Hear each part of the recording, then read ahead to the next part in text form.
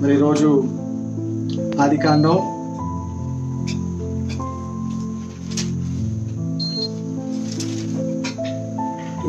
9వ అధ్యాయం. మరి నిన్న మొన్న నేను ఊర్లో లేని కారణంగా మరి లైవ్ చేయలేదు. మళ్ళా ప్రభు మహాకృపలో మరి మీ మధ్యకి నేను రాగలిగాను కనుక ఈరోజు దైవ వర్తమానాన్ని మనందరం కూడా చక్కగా విందాం, ప్రభునందు బలపడదాము. అటు కృప ప్రభు మనకి ఇచ్చి తన వాక్కును పంపి మనల్ని బలపరచును గాక. హల్లెలూయా. రైట్, మనం ప్రార్థన పూర్వకంగా మనం ఈ లైవ్ కార్యక్రమాన్ని మనం ప్రారంభించుకుందాం.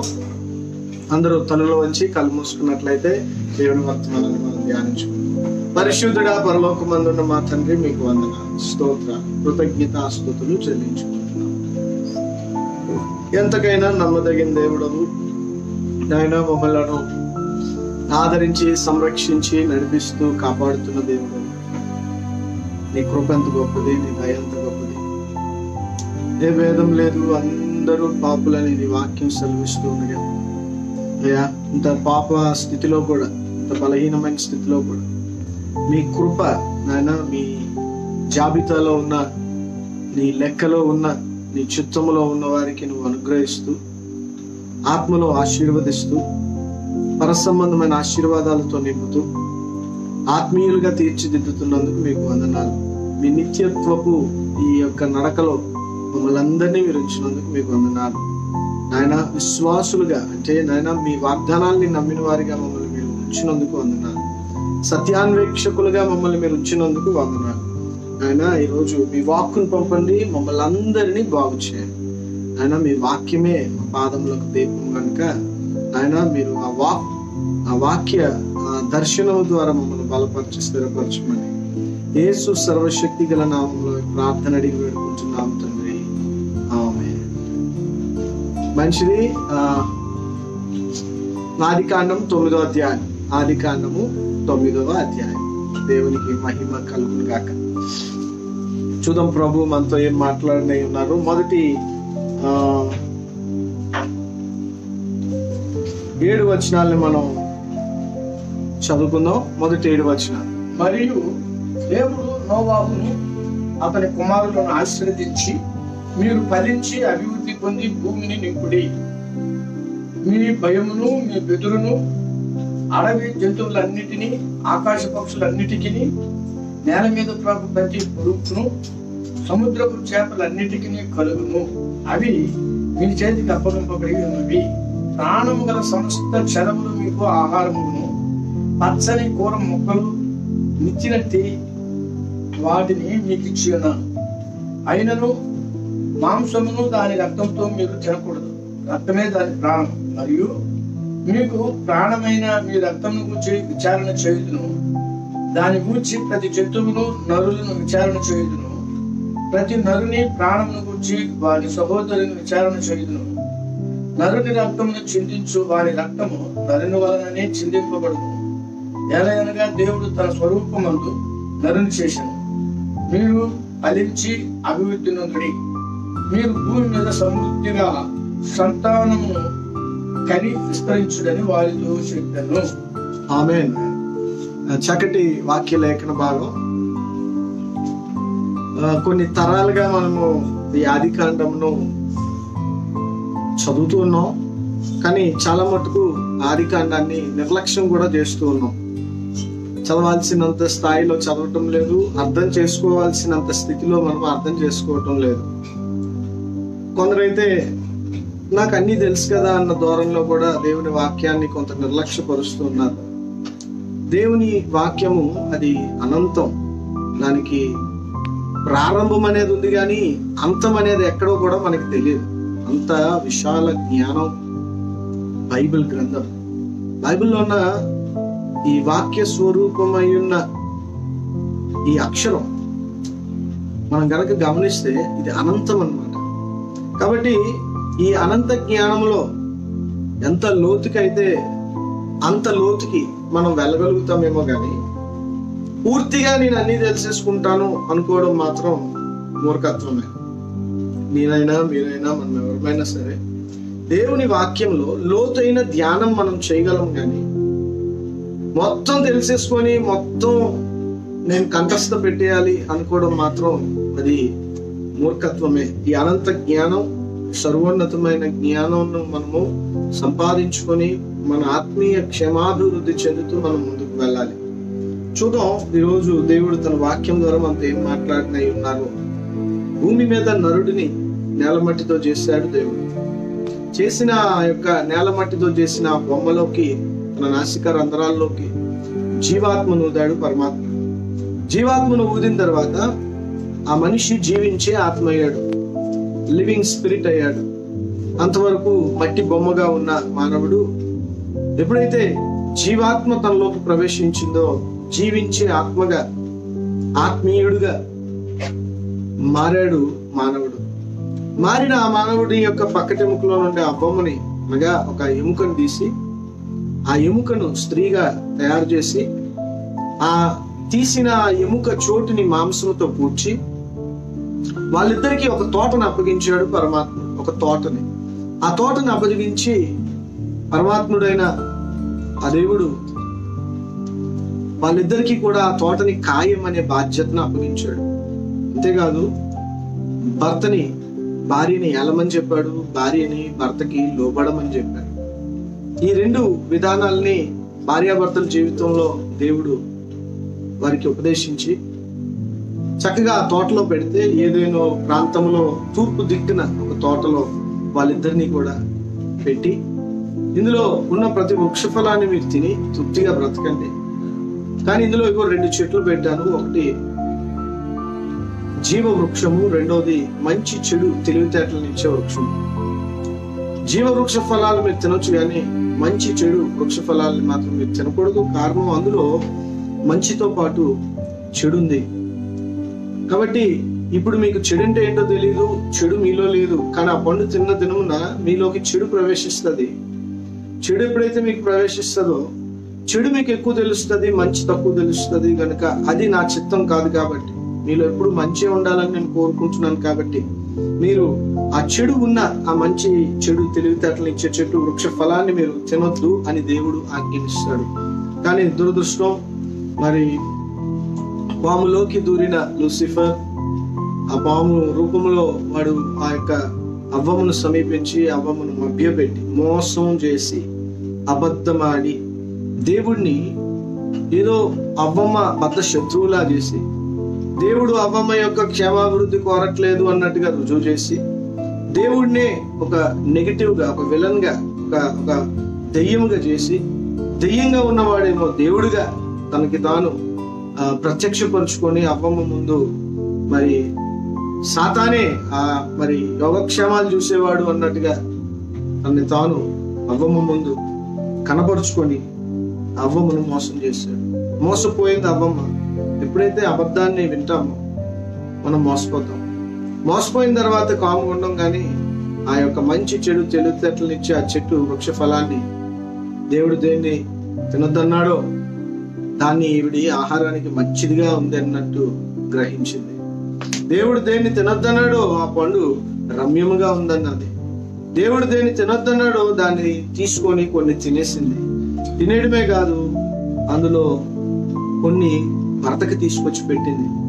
భర్తకి ఫలానా చెట్టు పండు తెలుసో తెలీదో నాకు తెలియదు, కానీ భర్త చాలా బాధ్యత లేకుండా ఆదాము భార్య ఇచ్చింది కాబట్టి అనే నమ్మకంతో భార్య మాట విని పండును తినేసి వారిద్దరూ కూడా దిగంబరులైపోయి సిగ్గుపడాల్సిన పరిస్థితిలోకి వెళ్ళిపోయారు. దేవుని మహిమ వారిని విడిచి వెళ్ళిపోయారు. అందుకే రోమా పత్రికలో రాయబడిన మాట ఏంటంటే దేవుని మహిమను పొందలేని స్థితి. ఎందుకంటే దేవుని మహిమ వారిని విడిచి వెళ్ళిపోయింది. ఇప్పుడు వారు శరీరులు నరమాత్రులు అయిపోయారు. వారు దేవుని ఎదుట సిగ్గుపడే పరిస్థితి, భయపడే పరిస్థితి, దేవుడి నుండి దాక్కునే పరిస్థితి వచ్చేసింది ఆదాముకి, అవ్వకి.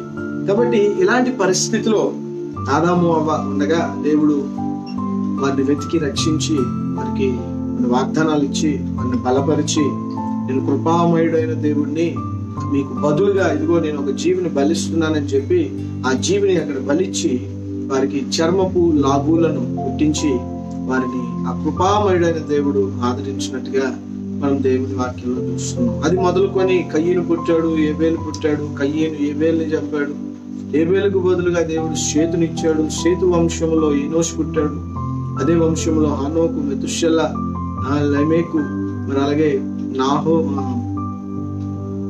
నోవాహు, ఈ తరం అంతా కూడా దేవుని కుమారులుగా, స్త్రీ సంతానానికి సంబంధించిన కుమారులుగా, కుమార్తెలుగా, కుటుంబాలుగా దేవుడు ఏర్పరచుకొని వచ్చాడనమాట. దేవుని కుమారుల వంశం, దేవుని కుమారుల యొక్క వంశావళి. అయితే ఈ వీళ్ళలో కూడా కొంతకాలం అయిన తర్వాత నరుల కుమార్తెల యొక్క అందాన్ని చూసి మరి వాళ్ళు వారికి ఉన్న కట్టడలను దాటి, వారికి ఉన్న నియమావళులను దాటి వారు అందరితో సంబంధాలు పెట్టుకొని మరి భార్యలను కలిగి మరి దేవుని యొక్క క్రమాన్ని పాడు చేశారు. మరి ఆత్మీయ స్థితిలో మరి పడిపోయారు. అప్పుడు ప్రభు నరులను నేను ఎందుకు చేశానా అని హృదయంలో నొచ్చుకొని అందరినీ జలప్రలయము ద్వారా హతం చేయాలని దేవుడు తీర్పుని నిర్ణయించుకున్నాడు. అదే టైంలో దేవుని దృష్టి నోవాహు మీద పడ్డది. కారణము నోవాహు ఆ తరములో దేవుని దృష్టిలో నీతిమంతుడై ఉన్నాడు.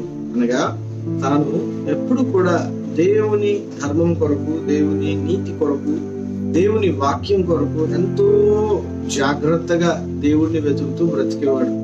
నోవాహు అతి ఆత్మీయ స్థితిలో బ్రతికేవాడు. ఎప్పుడు కూడా నోవాహు తన కుటుంబంలో జరిగిన పాపమును బట్టి పశ్చాత్తాపడేవాడు. తిరిగి నలిగిన హృదయంతో యెహోవాకు బలర్పించేవాడు.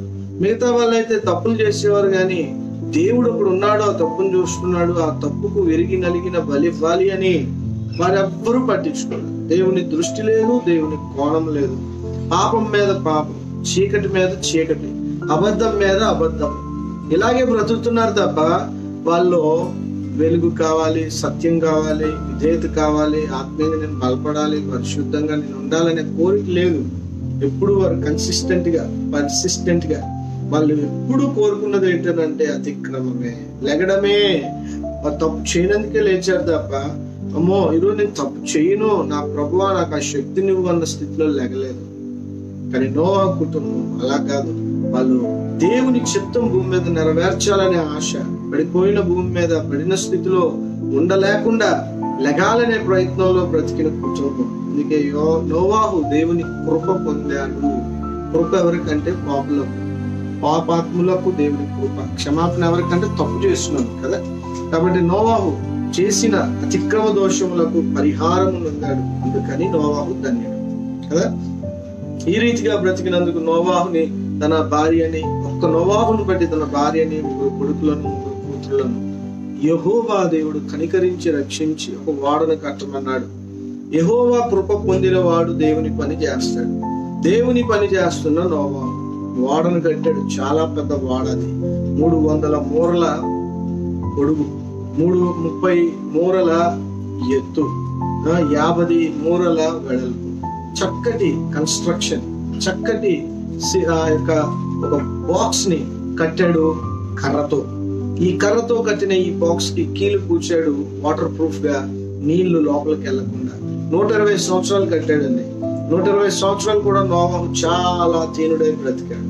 అందరూ నిందించారు. ఏంటయ్యా నోవాహు, నీ బ్రతికేంటి, పిచ్చోడ్లా తయారైపోయావు, ఏంటి నువ్వేంటి పడవగా ఇదేదో పెద్ద బాక్స్ లాంటి ఒక పెద్ద ఏంటి కర్రతో కడుతున్నావు, అసలు ఏంటి, దేనికి ఇది అన్నప్పుడు నోవాహు దేవుడు ప్రచండ వర్షం కురిపిస్తాడంట.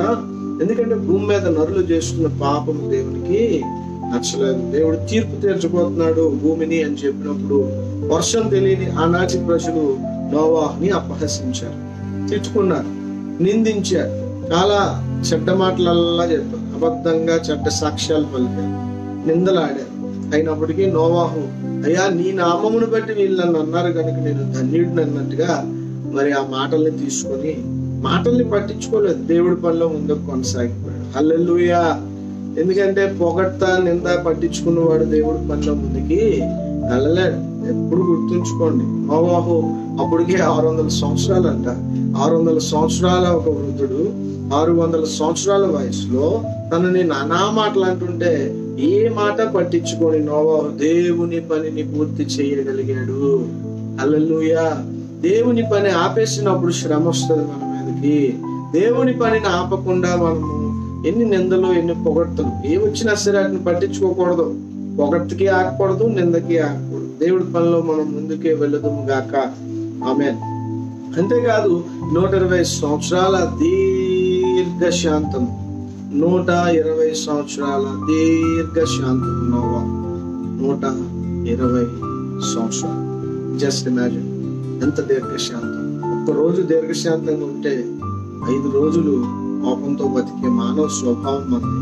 కానీ నోవాహు 120 years దీర్ఘ స్వభావం కలిగి ప్రభు రాజ్యాన్ని కట్టిన ఆ యొక్క మంచి పేరు, మంచి ఖ్యాతిని పొందుకున్న నోవాహుని ఈరోజు మనం ధ్యానిస్తూ, ఆ తర్వాత 600 సంవత్సరం మొదటి నెల 17వ రోజు వర్షం స్టార్ట్ అయింది. అవన్నీ మీకు తెలుసు. సంవత్సరం పాటు 601వ సంవత్సరం 2వ నెల 28వ రోజు వారు భూమి మీద అడుగు పెట్టినట్టుగా మనం, ఇఫ్ ఐఎమ్ నాట్ రాంగ్, ఒక లెక్క తప్పు చెప్పానేమో, కానీ మొత్తానికి ఒక సంవత్సరం 10-11 రోజుల తర్వాత నోవాహు భూమి మీద అడుగు పెట్టి మొట్టమొదటిసారిగా సంవత్సరం తర్వాత నేలని చూసిన నోవాహు తన కుటుంబంలో వాళ్ళకి కనిపించింది ఏంటనంటే, దేవుని తీర్పు తర్వాత భూమి ఎలా మార్పు చెందిందో వాళ్ళ కళ్ళతో వాళ్ళు చూస్తున్నారు. ఎటు చూసిన పరిస్థితులు ఏంటంటే, ఆ నీటిలో సంవత్సరం పాటు ఉండిపోయిన మృతదేహాలు, జంతువుల యొక్క మృతదేహాలు, మరి అలాగే మనుషుల యొక్క మృతదేహాలు, బహుశా చర్మము లేకపోయినా ఆ యొక్క మరి దుమ్ములతో ఆ స్కెలిటన్, ఆ కళేబరాలు వాళ్ళకి ఎక్కడ పడితే అక్కడ కనిపిస్తూ ఉన్నాయి. దేవుని తీర్పును చూస్తున్న నోవాహు అరారత్తు కొండ మీద దిగింది పడవ. అక్కడ దిగిన వాళ్ళు ఈ దేవుని తీర్పును చూసి జడిసిపోయి భయపడిపోయి, ఎందుకంటే అంతకు ముందు ఎప్పుడు అలాంటి సన్నివేశాన్ని వాళ్ళు చూడలేదు. దేవుని బిడ్డలారా, ఆత్మీయత నేను చెప్తున్నది, దేవుని వాక్యం, మన పితరుల సంగతులు ఏం జరిగాయో, మన పూర్వకాలం ఎలాగ దేవుడు డీల్ చేశాడో మనం తెలుసుకున్నప్పుడు ఈ కాలంలో మనం ఆత్మీయులుగా వర్ధిల్లుతాము.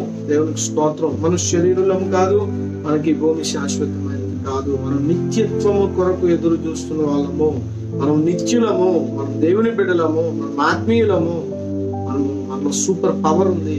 అర్థమవుతుందండి. కాబట్టి వాళ్ళు దిగ్గానే యెహోవాకు బలి అర్పించారంట. బలిపీఠము కట్టాడంట నోవాహు. ఆ యొక్క పడవని కట్టాడు నోవాహు. తర్వాత బలిపీఠమును కట్టి దాని మీద పరిశుద్ధమైన జంతువులతో ఆ బలి అర్పణను ఇచ్చాడనంట.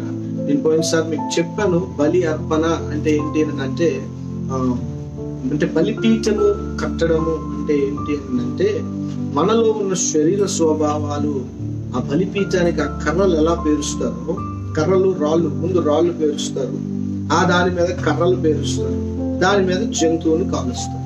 జాగ్రత్తగా వినండి. మనం ఆ బలిపీఠాన్ని రోజు మన ఇంట్లో ఎలా కట్టాలి అని అంటే, ఏ ఇంట్లో దేవుని బలిపీఠం కట్టబడుతుందో ఆ ఇల్లు దీవించబడుతుంది.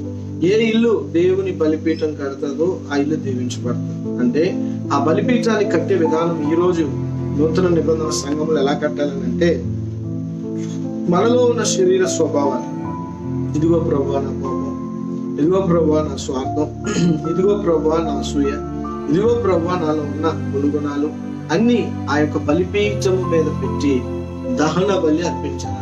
మనకు మనమే సజీవ యాగంగా మనల్ని మనం అర్పించుకోవడం అన్నమాట. అది దహన బలి అని అంటే. అప్పుడు నోరులేని జంతువుల్ని చంపి బలిచ్చేవారు, కానీ అది అజ్ఞాన దశ. ఈరోజు జ్ఞాన దశలో మనం ఏం చేయాలనంటే, మనమే సజీవ యాగంగా, మనం బ్రతికుండగా దేవుడికి అర్పణ అవ్వాలి, బ్రతికుండగా మన శరీర స్వభావాలు దేవునికి అర్పించాలి. కాబట్టి అలా ఎప్పుడైతే దేవునికి నోవాహు మానవాళికి బదులుగా ఒక యాజకునిగా బలి అర్పించాడో, యెహోవా దేవుడు ఆ బలి అర్పణను స్వీకరించాడు. స్వీకరించి ఏం చెప్పాడనంటే, ఇక మీదట భూమిని నేను శపించను. నెంబర్ 1. రెండోది, మరి నేను ఇంకా ఎప్పుడు కూడా సమస్త జీవులను సంహరించను.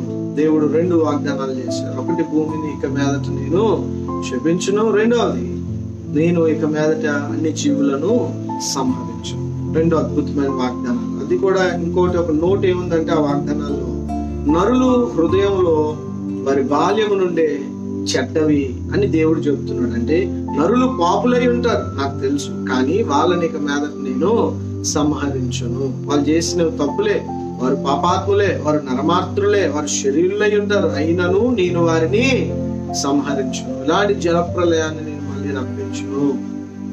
అన్ని జీవులను ఒకేసారి నేను చంపనన్న దేవుని గొప్ప వాగ్దానం. అంతేకాదు 27:2 8వ అధ్యాయం, భూమి నిలిచి ఉన్నంత వరకు డోకా లేదు మన ఉనికి. భూమి నిలిచి ఉన్నంత వరకు, ఈ భూమి ఉన్నంత వరకు డోకా లేదు. ఋతువులు, కాలాలు, వేసవి, శీతాకాలం, రాత్రింబగలు ఇవి ఉండక మానవు. భూమి ఉండకుండా పోయే ఒక కాలం ఉంది. అది ఎప్పుడనంటే యేసు ప్రభు వారి యొక్క రాకడ తర్వాత 1000 ఏళ్ల పరిపాలన తర్వాత భూమి మహావేంద్రముతో అది కరిగి లయమైపోతుంది. అప్పుడు ఇంకా రాత్రింపగలు ఉండవు. అప్పుడు ఈ యొక్క శీతాకాలం, ఈ ఋతువులు ఉండవు. అవన్నీ కూడా ఆ నూతన యెరూషలేము పట్టణంలో దేవుడే ప్రకాశిస్తున్న జ్యోతి వలె మనకు ఆయన వెలుగై ఉంటాడు. ఆ వెలుగులో మనం నిత్యత్వంలో బ్రతికి ముందుకు వెళ్తాము. దేవునికి మహిమ కలుగును గాక, ఆయన ప్రణాళికకు ఘనత కలుగును గాక. 29వ అధ్యాయానికి వచ్చినప్పుడు నేను ఇప్పటి వరకు అయిన దాన్ని ఒకసారి రీక్యాప్ చేశాను, ఇంట్రడక్షన్ గా చెప్పాను. ఇప్పుడు మరియు దేవుడు నోవాహుని అతని కుమారులను ఆశీర్వదించి, నెంబర్ 1, నోవాహు ఇప్పుడు జలప్రలయం తర్వాత ఒక నూతన ప్రపంచంలోకి అడుగు పెట్టాడు. ముందున్న పరిస్థితులు ఇప్పుడు కాదు, ఇప్పుడు అన్ని పరిస్థితులు మారిపోయాయి. సంవత్సరం పాటు వాటర్ బాల్ గా తయారైపోయింది ఎర్త్. భూమి అంతా నీళ్లతో నింపబడిపోయి నానిపోయి ఆ భూమి అంతా కూడా పరిస్థితులు మారిపోయాయి అన్నమాట. మారిన ప్రపంచంలో అడుగు పెట్టిన నోవాహు. ఇప్పుడు నోవాహుకు దేవుడు ఏమని ఆజ్ఞాపిస్తున్నాడు అంటే, మీరు ఫలించి అభివృద్ధి పొంది భూమిని నింపుడి. దేవుడు మరలా ఆదాముకి ఇచ్చిన వాగ్దానం ఇక్కడ ఇస్తున్నాడు ఆజ్ఞ. ఏమనంటే మీరు ఫలించండి. ఫలింపు అంటే ఏంటి? పిల్లలు పెళ్లి చేసుకోండి, పిల్లల్ని కనండి, దేవునికి మహిమ కలుగును గాక. జలప్రలయం తర్వాత దేవుడు ఇస్తున్న మొట్టమొదటి ఆజ్ఞ, ఆశీర్వాదం ఏంటంటే ఫలింపు, పెళ్లి చేసుకోమంటున్నాడు. ఎంత ధన్యత పెళ్లి అనేది. ఇద్దరు ఒకటవడం ఎంత ధన్యత, ఆ ఇద్దరు ముగ్గురు అవడం ఎంత ధన్యత, ఆ ముగ్గురు నలుగురు అవడం ఎంత ధన్యత. ఇద్దరు కలిసినప్పుడు వారిద్దరికి ప్రతిఫలంగా బిడ్డలు పుట్టడం ఎంత ధన్యత. మ్యారేజ్ అనేది, పెళ్లి అనేది ఎంత ధన్యత. దేవుడు మానవుడికి ఇచ్చిన గొప్ప వరం ఇది. దేవుడు మానవుడికి ఇచ్చిన గొప్ప వరం ఇది, చాలా గొప్ప వరం ఇది. ఇది చాలా మంది అర్థం చేసుకోవాలి. ఫలించాలి, దేవునికి మహిమ కలుగును గాక. ఒక భర్త భార్య వారు కలిసి కాపురం చేసినప్పుడు బిడ్డలు పుడతారు కదా. ఈ పతనావస్థలో, ఈ పాపపు బ్రతుకులో, ఈ ఇంకా మన హృదయంలో బాల్యము నుండి అవి చెడ్డవే అని దేవుడికి తెలిసినప్పటికీ, ఇంకను మనము పాపులమై ఉన్నామని దేవుడికి తెలిసినప్పటికీ, పరమాత్ముడు సృష్టికర్త అయిన దేవుడు, ఎలోహిం అయిన దేవుడు ఏమని ఆజ్ఞానిస్తున్నాడంటే, పాపాత్ములమైన మనకి మీరు ఫలించి అభివృద్ధి పొందండి. చూసారు ఎంత చక్కటి మాట. మీరు ఫలించమంటున్నాడు. మీరు పాపాత్ములని నాకు తెలుసు, కానీ మీరు ఫలించండి. ఒక పాపి ఎవరిని కంటాడు? ఇంకొక పాపిని కంటాడు. కాబట్టి ఒక పెద్ద పాపి ఒక భార్య పాపిని చేసుకుంటాడు పెళ్లి. వాళ్ళిద్దరూ పిల్లలనే చిన్న చిన్న పాపులను కంటాడు. ఇలా విస్తరించమని దేవుడు ఆజ్ఞానించాడు. ఇందులో కూడా ఒక పరమార్థం ఉంది, చివరిలో అది నేను చెప్తాను. కాబట్టి దేవుడు ఫలించమని చెప్తూ ఉన్నాడు. మీరు ఫలించి అభివృద్ధి పొందండి. ఫలింపు, పెళ్లి చేసుకోమంటున్నాడు. మీరు పాపులని తెలుసు, మీరు బలహీనలని తెలుసు, అయినప్పటికీ మీరు ఫలించాలి, మీరు అభివృద్ధిలోకి రావాలి, మీరు అభివృద్ధి చెందాలి. అంతేకాదు భూమిని నింపించాలి. జాగ్రత్తగా మనం గమనిస్తే కామన్ గా భూమి మీద ఇప్పుడు నోవాహులో అందరూ ఉన్నారు. నోవాహులో జవహర్లాల్ నెహ్రూ ఉన్నాడు, నోవాహులో ఇందిరాగాంధీ ఉంది, నోవాహులో రాజీవ్ గాంధీ ఉన్నారు, నోవాహులో నరేంద్ర సింగ్ మోడీ ఉన్నాడు. నోవాహులో లేని వాళ్ళంటే ఎవ్వరూ లేరు. నోవాహులోనే మన అమిత్ షా గారు ఉన్నారు. నోవాహులోనే ప్రతి మానవుడు ఉన్నాడండి. ప్రతి మానవుడు నోవాహులో ఉన్నాడు. నేను ఇండియా గురించే మాట్లాడుతున్నాను. ప్రపంచంలో మీరు ఏ పేరు తీయండి, ఆ పేర్లు అన్ని కూడా నోవాహులో నుంచే రావాలి. అందరినీ ఉద్దేశించి ఈరోజు భూమి మీద 800 కోట్ల జనాభా ఉంది. ఈ 800 కోట్ల జనాభాకు దేవుడు ఇస్తున్న వాగ్దానం ఏంటంటే, మీరు ఫలించండి, పిల్లల్ని కండం ఆపేయొద్దు, పిల్లల్ని కండం ఆపొద్దు, పెళ్లిళ్ళు చేసుకోవడం ఆపొద్దు. దేవుడు ఇస్తున్న వాగ్దానం చూడు. నోవాహు జరిగిన పరిస్థితులు అన్నింటినీ చూశాడు. కుటుంబాల్లో ఎలాంటి పరిస్థితులు ఉన్నాయో చూశాడు. దేవుని ఉగ్రతకు ముందు దేవుడిచ్చిన వాగ్దానాన్ని రుచి చూశాడు. 120 సంవత్సరాల దేవుని పనిని చేశాడు. నోవాహు పెద్ద పడవని కట్టాడు. ఆ తర్వాత దేవుని తీర్పుని కల్లారా భూమి మీదకి దిగి ఆ పడవలో నుండి ఆ దేవుని తీర్పుని చూశాడు. ఇలాంటి నోవాహుతో అంటున్నాడు దేవుడు, నోవాహు, నువ్వు చూసిన పరిస్థితులన్నీ నీ బుర్రలో పెట్టుకోక మీరు ఫలించండి. దేవునికి స్తోత్రం కలుగుతుంది. ఒకవేళ మీరు ఈ పరిస్థితులన్నీ చూసి భయపడిపోయి పెళ్లి చేసుకోకుండా పిల్లల్ని కనకుండా ఉండిపోతారేమో. నో, అది కాదు నా ప్లాన్, అది కాదు నా ఉద్దేశం. మీరు ఫలించాలి, మీరు అభివృద్ధిలోకి రావాలి. దేవునికి మహిమ కలుగును కాక. అంతేకాదు ఇక్కడ మనం గమనించాల్సింది ఇంకోటి ఏంటి అంటే, భూమిని నింపాలి అంటే జరగాలి. రీప్రొడక్షన్ ఆగకూడదు. భూమిని నింపాలి అంటే పిల్లల్ని కనాలి. అయితే ప్రతి మానవుడికి దేవుడిచ్చిన ఆజ్ఞ, ప్రతి మత, ప్రతి జాతి, ప్రతి గోత్రం, ప్రతి భాష, అందరికీ దేవుడిచ్చిన వాగ్దానం ఏంటంటే ఫలించండి. అందుకే ఈరోజు అందరూ ఫలిస్తున్నారు. దేవుడు కామన్ గా, అంటే ఇది ఆత్మీయమైన వాగ్దానం కాదు, ఇది శారీరకమైన వాగ్దానం. భూమిని నింపడము, భూమి మీద అభివృద్ధి చెందడము, భూమి మీద ఫలించడం, ఇది భౌతికమైన ఆశీర్వాదం, భౌతికమైన వాగ్దానం.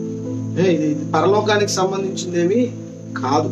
కాబట్టి ఈ ఫలింపులో కనుక మనం గమనిస్తే, భూమి మీద ఇలా పుట్టిన కొందరిని దేవుడు ఎంచుకొని, ఎందరను ఆయన ఎంచుకునునో ఆయన వారిని నీతిమంతులుగా తీర్చెను. మీకు అర్థమవుతుందండి? దేవునికి స్తోత్రం కలుగును గాక. హల్లెలూయా. ఆల్ గ్లోరీ టు గాడ్ అని టైప్ చేయండి. All glory to God. కాబట్టి ఇక్కడ మనం గమనిస్తే, మీరు ఫలించి అన్న మాటకు అర్థం ఏంటి అని అంటే, మీరు ఫలించండి. ఆ ఫలింపులో పుట్టే కొంత జనాభాని నా జగత్ పునాది వేయబడక ముందే నేను వారిని ఎంచుకున్న వాళ్ళని నేను చాలా జాగ్రత్తగా, తల్లి గర్భంలో పడక ముందే వారిని నేను ఏర్పరచుకున్నాను. అలాంటి వాళ్ళని నేను చాలా స్పెషల్ గా పెంచుకుంటాను. అందరూ భూమి మీద అభివృద్ధి చెందితే, కొందరు మాత్రం నా కుమారులు భూమి మీద కాదు పరలోకంలో అభివృద్ధి చేసేటట్టు భూమి మీద నేను వాళ్ళని ఎంచుకుంటాను. దేవునికి స్తోత్రం. అందుకే కొందరు మహాత్ములు అయ్యారు భూమి మీద. అందరూ కాదు, అందరూ అవ్వలేరు. అందరూ భూమి మీద అభివృద్ధి చెందమంటున్నాడు దేవుడు. కానీ ఆ భూమి మీద పుట్టిన వాళ్ళలో కొందరు ఇరుకు మార్గమును ప్రవేశిస్తారు, సంకోచితంగా బ్రతుకుతారు, చివరికి నిత్య జీవాన్ని పొందుకుంటారు. దేవునికి మహిమ కలుగును గాక. ఆ రీతిగా మనం దేవుని వాక్యాన్ని మనం క్షుణ్ణంగా పరిశీలిద్దాం. రెండోది మనం గమనిస్తే, నరులు అందరూ దేవుని స్వరూపంలో చెయ్యబడ్డారు. మనందరము దేవుని స్వరూపంలో చెయ్యబడ్డవాము.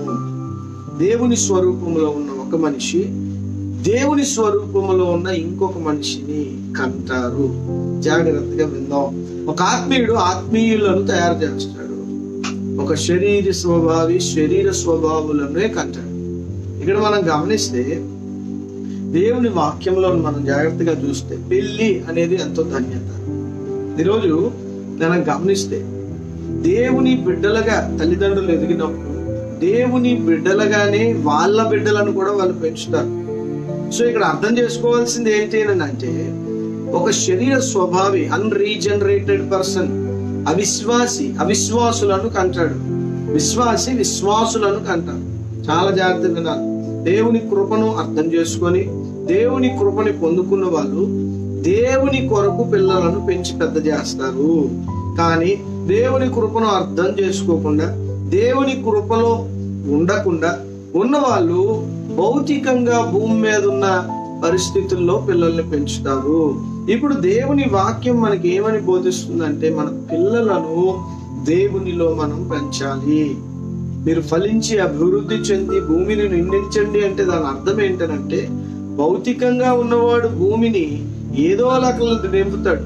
దేవుని స్వభావాలతో పెంచిన పిల్లలను కనకపోవచ్చు, కానీ దేవుడిలో మాత్రం మనం ఫలించేటప్పుడు దేవుని కోసం మన పిల్లలను మనం పెంచాలి. వాళ్ళకి చిన్నప్పటి నుండే దేవుని స్వభావాలు మనము నేర్పించాలనేది దేవుని యొక్క ఆశీర్వాదము. హల్లెలూయా.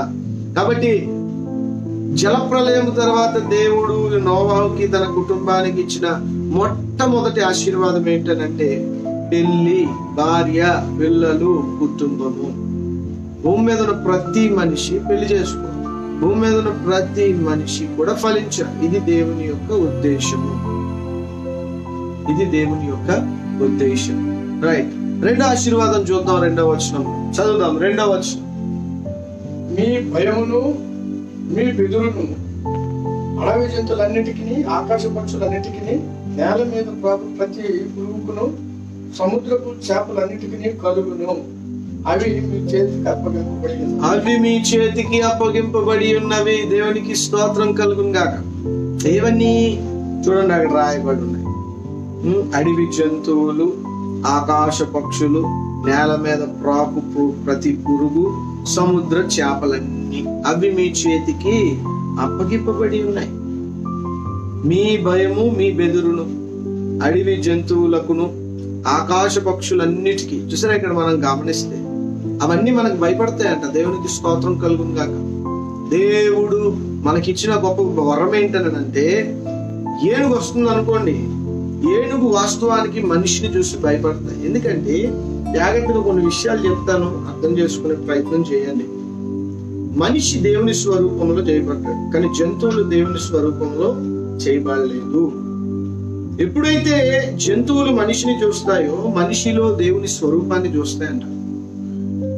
దేవుడు మనిషికి ఇచ్చిన జ్ఞానాన్ని చూస్తాయంట. అమ్మో, ఈ మనిషిగా ఉన్న దేవుని స్వరూపమై ఉన్న ఈ మానవుడు చాలా జ్ఞాని, ఈయన చేతిలో నేను పడ్డానంటే నా పరిస్థితి అంతే అని అవి భయపడతాయంట. వాస్తవానికి భయపడి అవి ఉండాల్సిన స్థలంలో అవి ఉంటాయి, మనం ఉండాల్సిన స్థలంలో మనం ఉంటాం. కానీ ఎప్పుడైతే వాటి స్థలానికి మనం వెళ్తామో అవి మనల్ని చీల్చి చెండాడుతాయి. కానీ వాస్తవానికి అవి ఎందుకు ఒక మనిషిని అటాక్ చేస్తాయంటే మనము వాటిని ఏమన్నా చేస్తామేమో అన్న భయం.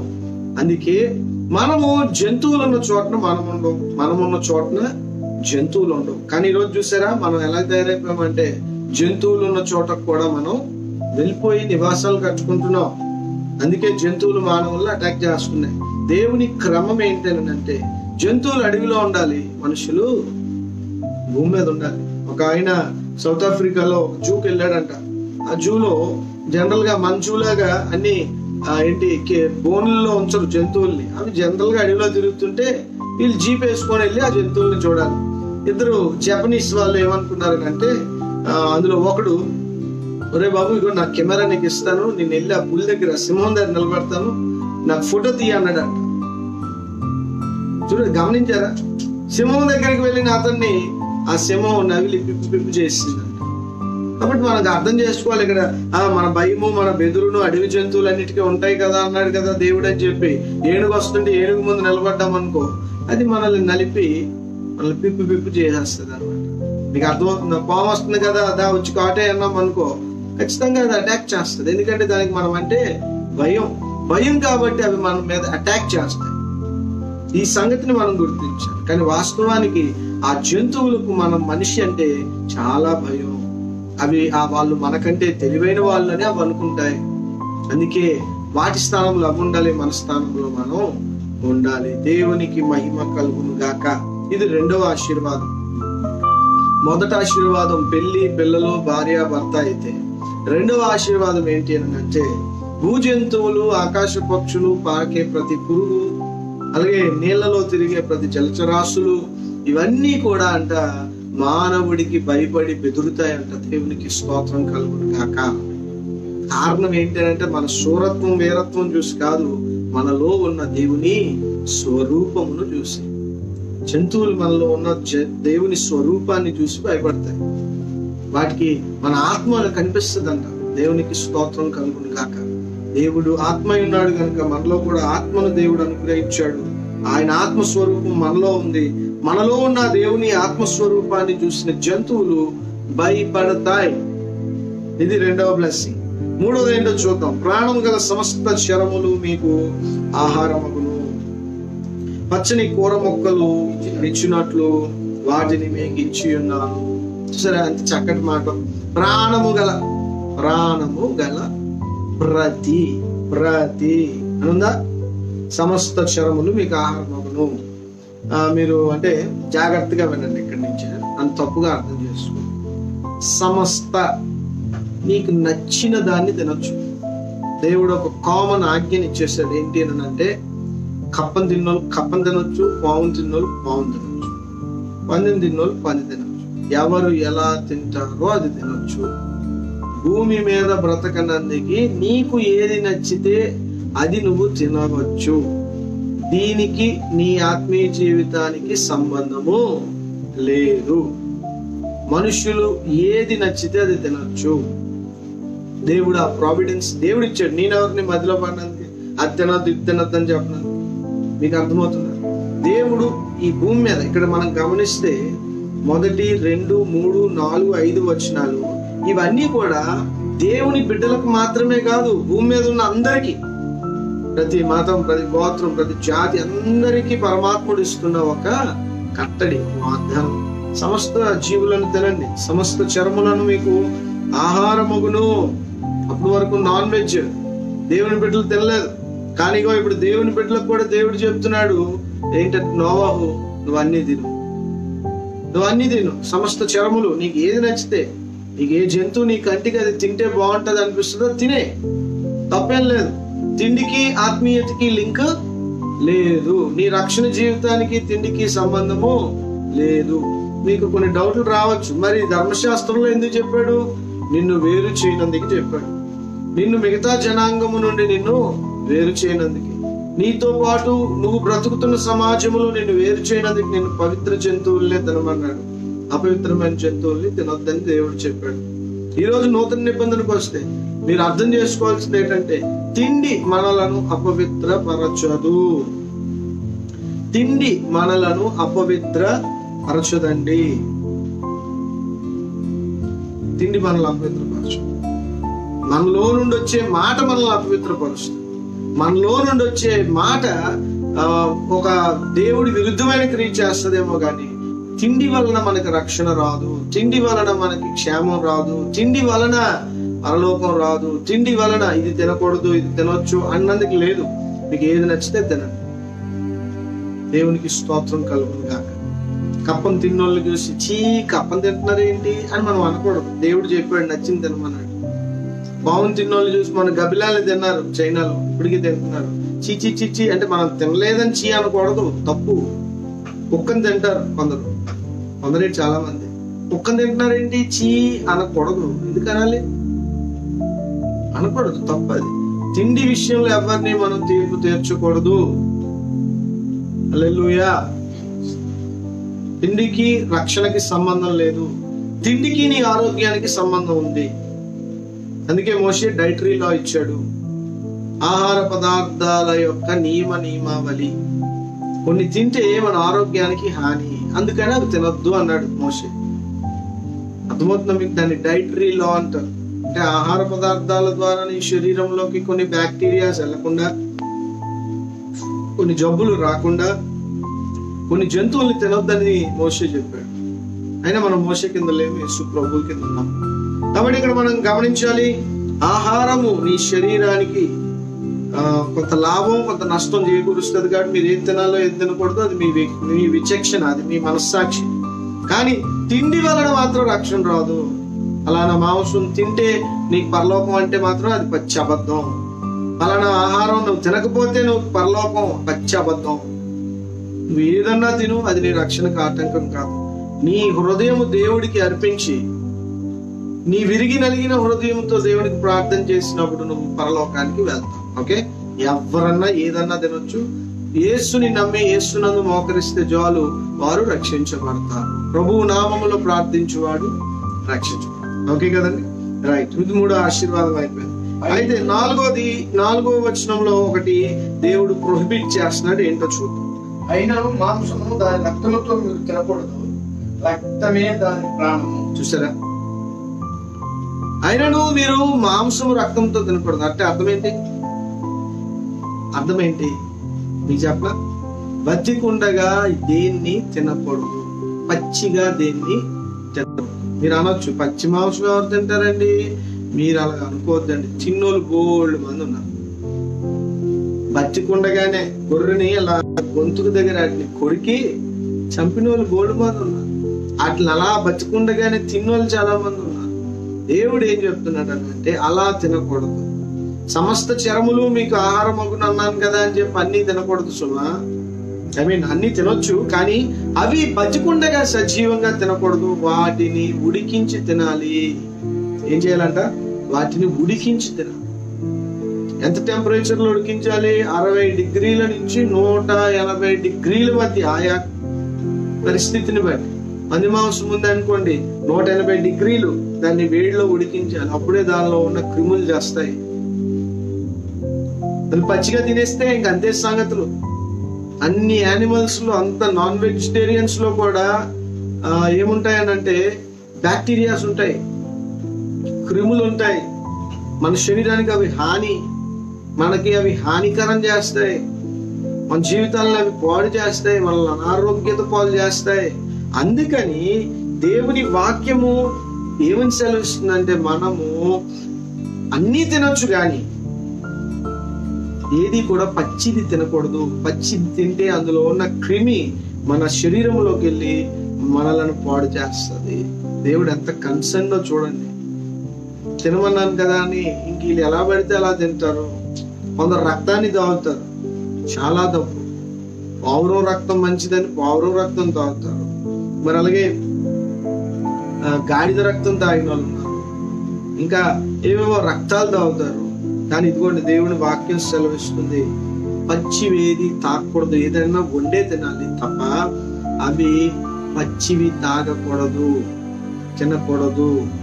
గుర్తుంచుకోండి దేవుని బిడ్డలారా, దేవుడు అన్ని తినమన్నాడు, కానీ వండుకొని తినాలి, బాగా ఉడికించి తినాలి. చూడండి, అన్ని తినమన్నారని చెప్పి ఇంక రోజు అదే పని మీద కూడా మనం ఉండలేము. ఎందుకంటే అది మన శరీరానికి కొవ్వు పదార్థాలను చేకూరుస్తుంది. కొవ్వు చేర్చేస్తే నరాలలో కొవ్వు పెరిగిపోతే బ్లడ్ సర్క్యులేషన్ బాగా జరగదు. LDL, HDL అనే కొలెస్ట్రాల్ ఉంటది. ఈ కొలెస్ట్రాల్ వల్ల హార్ట్ స్ట్రోక్స్ వస్తాయి, బ్లడ్ ప్రెషర్స్ పెరుగుతాయి, షుగర్లు పెరుగుతాయి. మీకు ఒక సీక్రెట్ చెప్తా, మీ LDL, HDL చెక్ చేసుకోండి. Bad cholesterol, good cholesterol. ఒకవేళ బ్యాడ్ కొలెస్ట్రాల్ ఎక్కువ ఉంటే 80% ఇండియన్స్ కి బ్యాడ్ కొలెస్ట్రాల్ ఎక్కువే ఉంటుంది. దానివల్లే sugar, BP. Bad cholesterol normal అయిపోతే మీ షుగర్ మిమ్మల్ని ఏమీ చెయ్యలేదు, మీ బీపీ మిమ్మల్ని ఏమీ చేయలేదు. అవి ఉంటాయి కానీ అదే చిన్న మాత్ర వేసుకోవాలి తప్ప పెద్దగా ఫ్లక్చువేట్ అవ్వవు. అన్నిటికీ కారణము బ్యాడ్ కొలెస్ట్రాల్. మీ ఇంట్లో పెద్దవాళ్ళు 40 years అబోవ్ ఉన్న వాళ్ళకి బ్యాడ్ కొలెస్ట్రాల్ చెక్ చేయండి. ఒకవేళ శరీరంలో అయినా కాంప్లికేషన్స్ ఉంటే వాళ్ళకి బ్యాడ్ కొలెస్ట్రాల్ ఎక్కువ ఉంది. If I'm not wrong, HDL ఎక్కువ ఉంది. HDL ఎవరికి ఎక్కువ ఉంటుందో వాళ్ళ శరీరంలో కాంప్లికేషన్స్ ఉంటాయి. ఆ లిపిడ్ ప్రొఫైల్ చేయిస్తే మీకు అవన్నీ కూడా డీటెయిల్స్ దొరుకుతాయి. అందుకే దేవుడు ఇక్కడ రాయించి పెట్టారు, మన ఆరోగ్య క్షేమాభివృద్ధి కోసం, ప్రజలందరి క్షేమాభివృద్ధి కోసం. నోవాహులో సమస్త మతాలు, సమస్త జీవులు, సమస్త ప్రాణులకు సంబంధించినవన్నీ నోవాహులో ఉన్నాయి. నోవాహుతో చెప్తున్నాడు, బతికుండగా ఏ జంతువుని తినొద్దు, వాటిని చంపి వాటిని ఉడికించుకొని తినండి తప్ప అవి బతికి ఉండగా వాటిని తింటే మాత్రం చాలా ప్రమాదం. ఒక మనిషిని చూశాను, బతికించే చేపను తినేశాడు. మనిషి అలా బతికించే చేపను తినేశాడు. అలా తినకూడదని దేవుని ఆజ్ఞ. Okay, right. 4వ చెప్తాను, 5వది కూడా చెప్తాను చూడండి. మరియు మీకు ప్రాణమైన మీ రక్తమును గూర్చి విచారణ చేయుదును, దాని గూర్చి ప్రతి జంతువును నరులను విచారణ చేయుదును, ప్రతి నరుని ప్రాణమును గూర్చి వారి సహోదరుని విచారణ చేయుదును. నరుని రక్తము చిందించు వారి రక్తము నరుని వలననే చిందింపబడును. ఏలయనగా దేవుడు తన స్వరూపమందు నరుని చేసెను. మీరు ఫలించి అభివృద్ధి నొంది మీరు భూమి మీద సమృద్ధిగా సంతానము కని విస్తరించుడని వారితో చెప్పాను. చివరిగా దేవుడిచ్చిన ఆశీర్వాదము ఏంటి అని అంటే మానవులను సంరక్షిస్తూ ఉన్నాడు దేవుడు. ఏమని చెప్తున్నాడు అంటే నరుడిని చంపిన వాడిని నేను అదే నరుని ద్వారా చంపుతాను. నరుడు ఒకవేళ ఇంకొక తోటి నరుడిని కోపం చేతో, అసూయ చేతో, దేశం చేతో, కయ్యని ఏబేల్ని చంపినట్టు కనుక ఎవరన్నా చంపితే ఆ వ్యక్తిని ఇంకొక నరుడు వచ్చి చంపేటట్టు నేను చేస్తాను. చూడండి, కయ్యని ఏబేల్ని చంపినప్పుడు కయ్యన్ని దేవుడు చంపలేదు, ముద్రించి వదిలేశాడు. మీకు అర్థమవుతుందా? కానీ ఇక్కడ కొత్త సృష్టిలో ఈ యొక్క జల ప్రళయం తర్వాత దేవుడు స్థాపించిన ఈ కొత్త భూమి మీద మాత్రం దేవుడు శిక్షని ఖరారు చేశాడు. కయ్యన్లాగా వదిలేదు. దేవుడు ఏం చెప్పాడంటే, రే నువ్వు కత్తి పట్టుకుంటే కత్తితోనే పోతావు, గెన్న పట్టుకుంటే గెన్నతోనే పోతావు, కర్ర పట్టుకుంటే కర్రతోనే పోతావు. తోటి మనిషిని నువ్వు చంపితే నిన్ను ఇంకోటి చంపుతాడు. ఈరోజు రౌడీలు ఉన్నారు, గుండాలు ఉన్నారు, చాలా మంది ఉన్నారు. వాళ్ళు ఏం చేశారో ఈరోజు వాళ్ళకి అది తిరిగి వస్తుంది. ఇప్పుడు దేవుని బిడ్డలారా, ఇక్కడ దేవుడు మనల్ని ఏం చేస్తున్నాడంటే నూతన భూమి మీద మనల్ని ప్రొటెక్ట్ చేస్తున్నాడు, మనల్ని సంరక్షిస్తున్నాడు. ఎంత గొప్ప దేవుడు! తోటి దేవుని స్వరూపములో ఉన్న మానవుడిని, ఆ మానవుడు అది గుర్తించకపోవచ్చు. మానవుడు తనలో ఉన్న దేవుని స్వరూపాన్ని మానవుడు గుర్తించకపోవచ్చు. చాలా మంది గుర్తించట్లేదు. దేవుడు దేవుని స్వరూపి మానవుడు అన్న విషయాన్ని మానవులు మంది 100% మంది గుర్తించటం లేదు. వాళ్ళు దేవుని బిడ్డలుగా మనం తోటి మానవుడిని, మనం తోటి దేవుని స్వరూపంలో ఉన్న వ్యక్తిని దూషించకూడదు, నిందించకూడదు, చంపకూడదు అని దేవుడు నిర్ధారించిన వాక్యం ఇది. మనం ఒకవేళ తోటి మనిషిని చంపితే ఆ దేవుడిని వేడుకుంటది. దేవుడు ఆ మనిషిని చంపిన ఆ మనిషిని కూడా ఇంకొక నరుడు చంపేటట్టుగా చేస్తాడు. అందుకే మంచినే విత్తండి, మంచినే కొయ్యండి. ఎప్పుడు కూడా మనం దేవుని వాక్యం మీద ఆధారపడాలి తప్ప కత్తి, కర్ర, గన్ను, ఆయుధాల మీద, మనుషుల బలం మీద మనం ఆధారపడకూడదు. దేవుడు సత్యవంతుడు, దేవుడు న్యాయవంతుడు.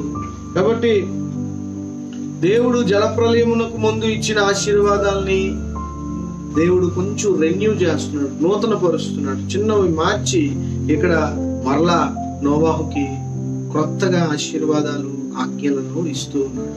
కనుక ప్రియ దేవుని బిడ్డలారా, చక్కగా మనం దేవుని నూతన సృష్టిలో మనము ఫలించాలి, భూమిని నిందించాలి. భార్య మీ కుటుంబంలో మీరు అభివృద్ధి అవ్వాలి. మరి మీరు వాక్యానికి, ప్రార్థనకి తగిన సమయం కేటాయించి మరి అభివృద్ధి చెందండి, ఆత్మీయంగా అభివృద్ధి.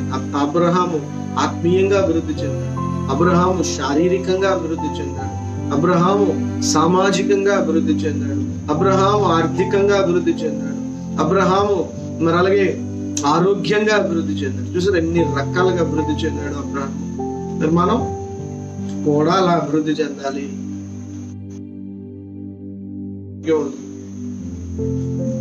ఆరోగ్యంగా సామాజికంగా మంచి పేరు, సామాజికంగా పోనీ ఏదో మంచి పేరు తెచ్చుకున్నాము అని అంటే ఆత్మీయతో. దేవుని బిడ్డలారా, అన్నిట్లో అభివృద్ధి చెందడమే భక్తుడి యొక్క గుణము.